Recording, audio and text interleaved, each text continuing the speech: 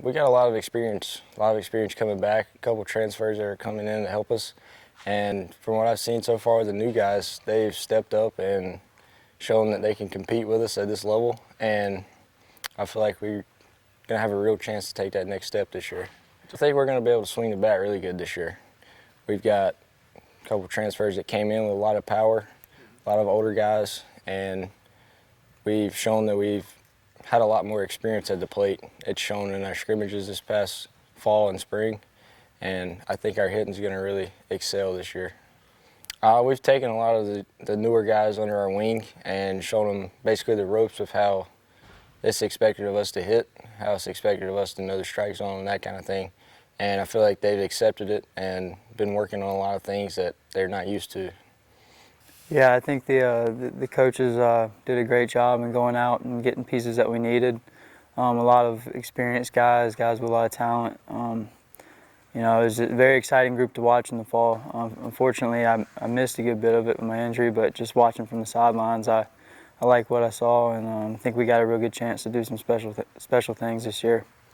We got a lot of guys coming back in our lineup, which that's a great thing. But we graduated a lot of guys in our pitching staff last year, and they went out and got some really good arms and some guys that I really think are going to compete really well for us. And yes, sir. Yeah, I mean, obviously the way last year's season ended was heartbreaking. The Northeastern in the championship game, and but the standard around here is to be conference champions and to be the best team in this conference. And regardless of what happened last year, we know we have a target on our back, and it's all about nameless faces and nameless opponents the whole year. Just going out there and competing against the game every day, and if we do that, we should be in the right spot. Yeah, we're excited to get it going. I think for you guys that have been around here since last year, we got a little bad taste in our mouth since the end of the tournament last year.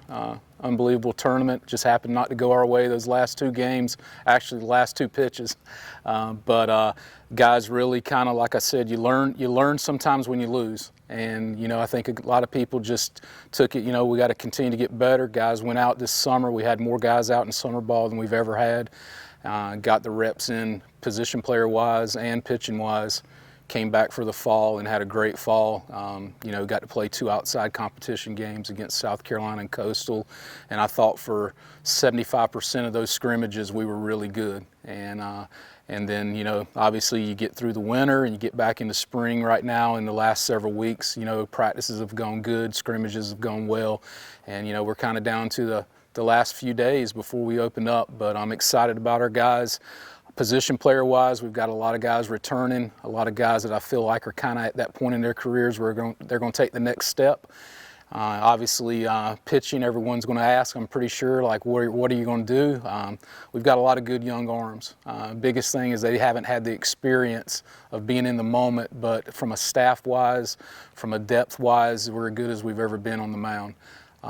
It's great to have Brooks Baldwin and Matt Suggs and Noah Bridges, guys that probably in normal years probably wouldn't be back because of professional baseball and things like that. But really exciting. Coaching staff's worked well. We added 2 new staff members over the Christmas break that I think are going to be big additions for our program, and just looking forward to the season. No, I mean, you don't replace a Landon Roop. Adam Smith obviously was here for just a couple of years. He came in as a shortstop, and then we ended up as a reliever, and then starting him the last 7 or 8 games, ended up getting drafted. And then Luke Giselle was a 5-year mainstay. I mean, he just threw a lot of innings for us.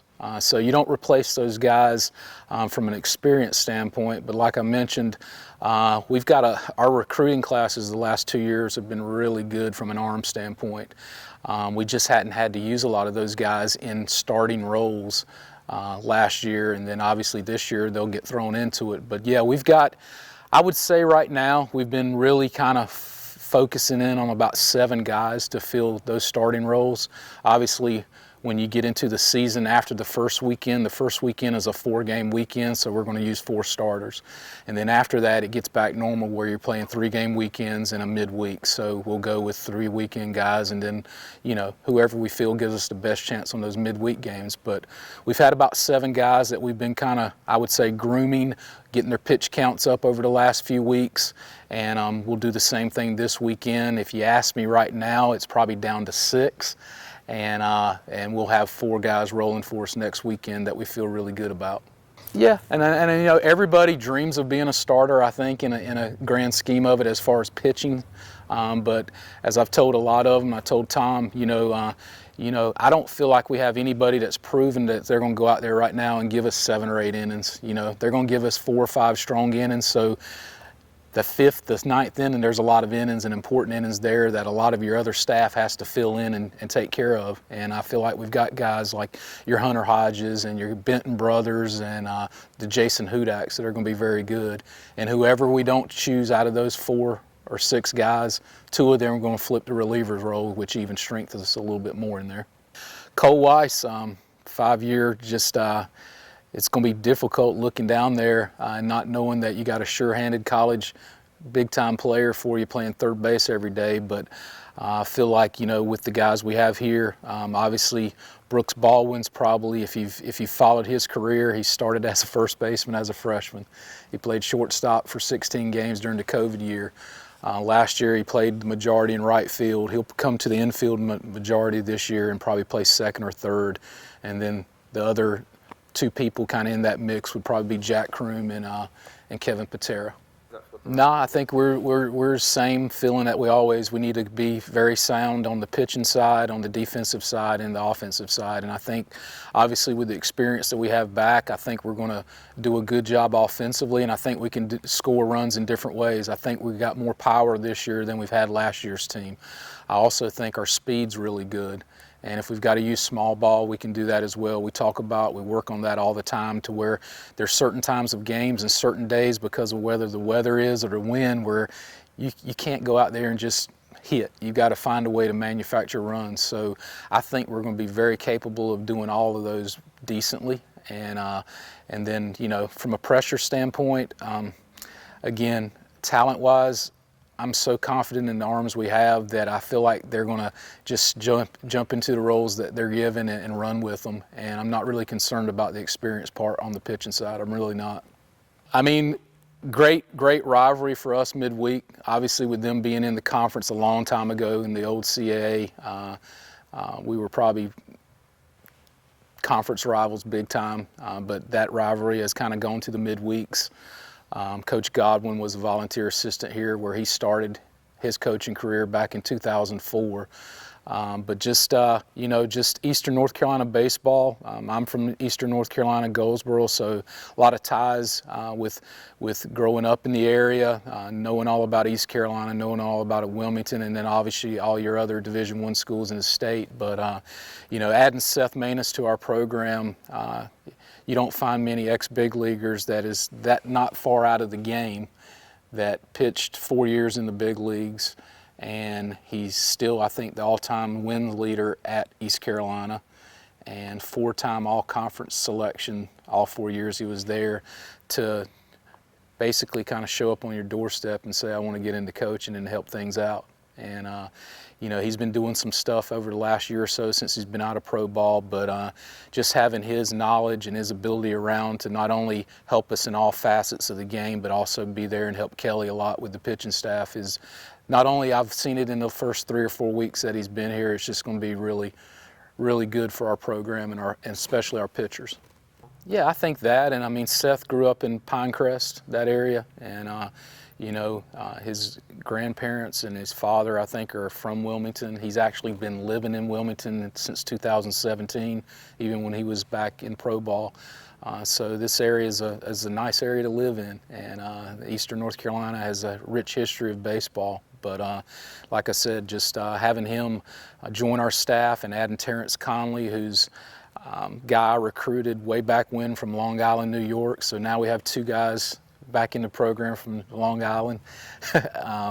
But he brings that workman-like mentality to the field every day. He was, I wouldn't say he was blessed with abundance of talent. He was just blessed knowing how to play the game the right way and was just tough.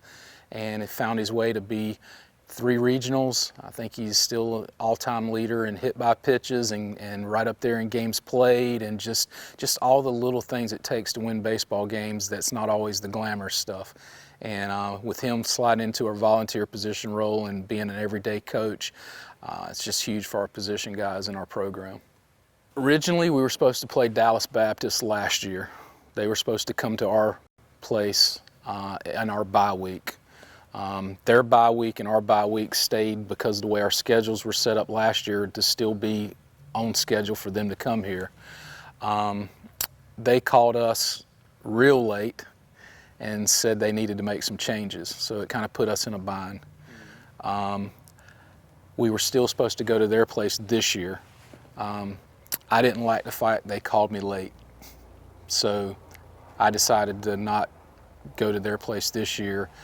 We owed a trip to Appalachian State for coming here last year, and they came a few years prior to that before Kermit Smith was there as coach, and we had the third week open. And you know, the more and more I think about it, Boone's not always the greatest place to go the 1st of March, but you know, we owed them a return, and I'd like to go ahead and get it over with. And we played pretty good at Kentucky the third week 2 years ago, and it was as cold as I've ever been. So I'm hoping we kind of have that same cold magic again up in Boone. But that's kind of the deal with not going on a big trip this year. We'll get back. We're going to Ole Miss next year, and the year after that we're going to return the trip to Ohio State and probably add a few other things. I've been talking with UC Irvine a little bit about doing a home and home with them at some point in the next probably 24 and 25. But, you know, just from a standpoint of non-conference scheduling, we're still trying to figure out what our conference is looking like. Right now, you know, we have 5 weeks of non-conference, and then we jump into conference play. I don't know what all that's going to look like in 23, 24, 25. So I'm kind of just holding off on some of that just until we get a better feel on what the CA looks like from a scheduling standpoint.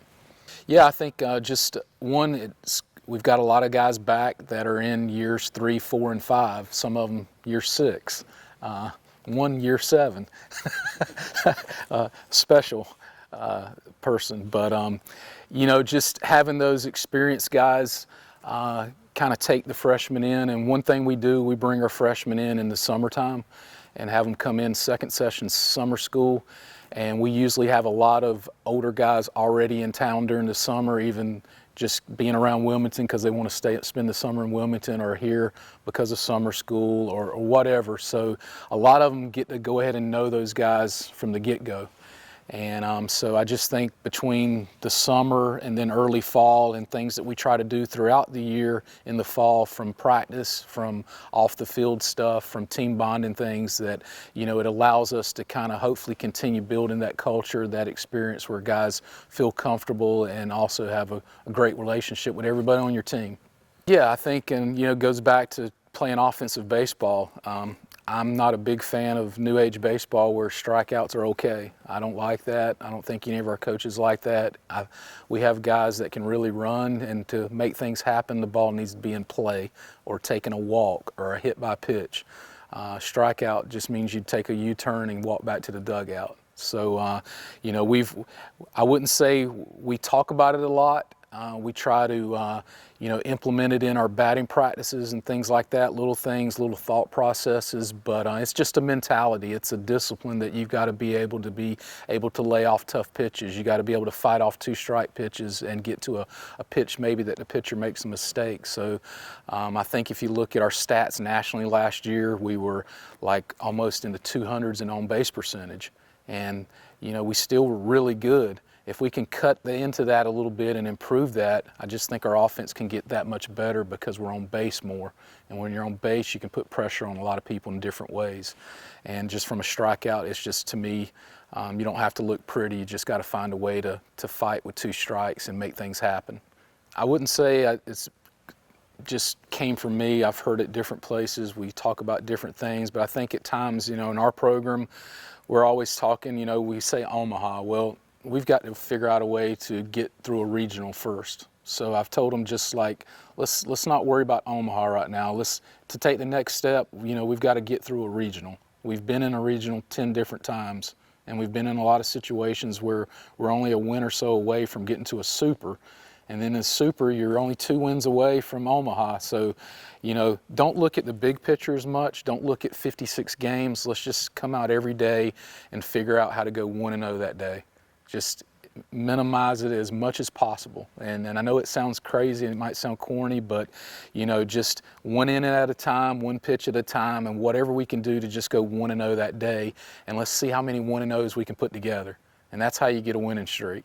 And if we happen to lose, then you're right back to trying to go 1-0 the next day. But I just think that's the mentality we have as a program right now, and guys understand that each day is that special day, and we might not be the best team that day or that best team on the field, but we need to be the best team that day. And if we can go that way, then I think we'll be really successful and have a good season.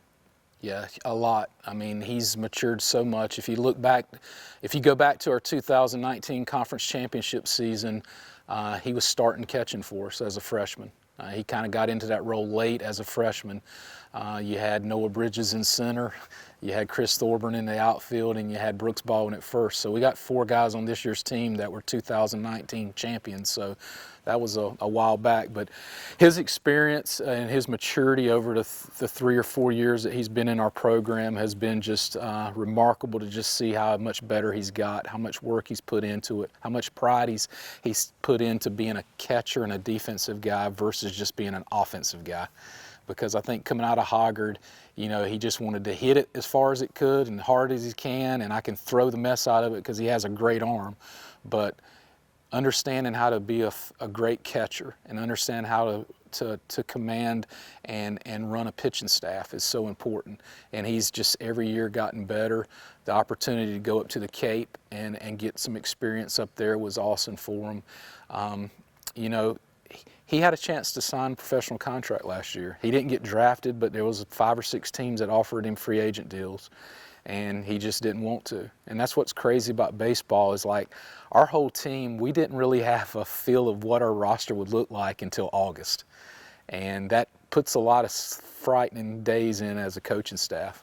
Brooks Baldwin drafted by the Giants, and it went down to the 11th hour with what he was going to do. And he decided to come back, which is awesome to get him and Suggs back. Noah Bridges had a chance to sign some free agent deals.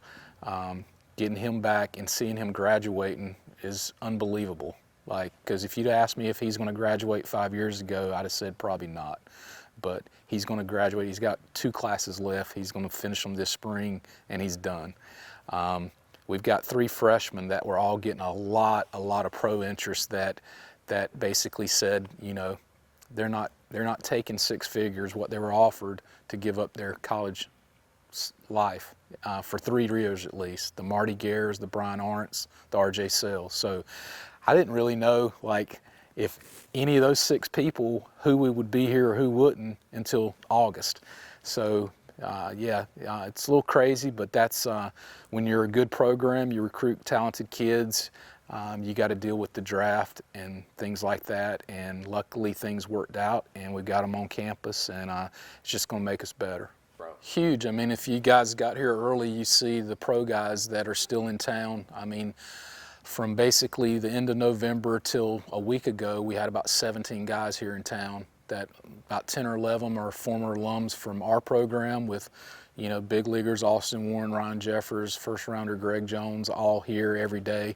And then, you know, the Mackenzie Gores, the Trevor Kellys, the people like that, I let them come in here and work out with us and things like that. But having Ryan Jeffers here, and Ryan Jeffers taking the time daily to talk catching and to answer questions and to show these guys, you know, what it takes to be an elite catcher. Because if you think about Ryan was more of an offensive player in college than he was a defense. That everybody kind of said, we don't know if he's going to be a really good receiver at the big league level. Well, he's turned out to be pretty good there. He's actually one of the 5 or 6 top catchers as far as framing and all that kind of stuff with all the analytics that you see out there. But he does a great job of just sharing and helping as well. And it's pretty cool to have a guy like that here. And, you know, I hope the lockout ends so he can go and get on playing, but the longer it doesn't, allows him to stay here, keep working out and being a part of our family.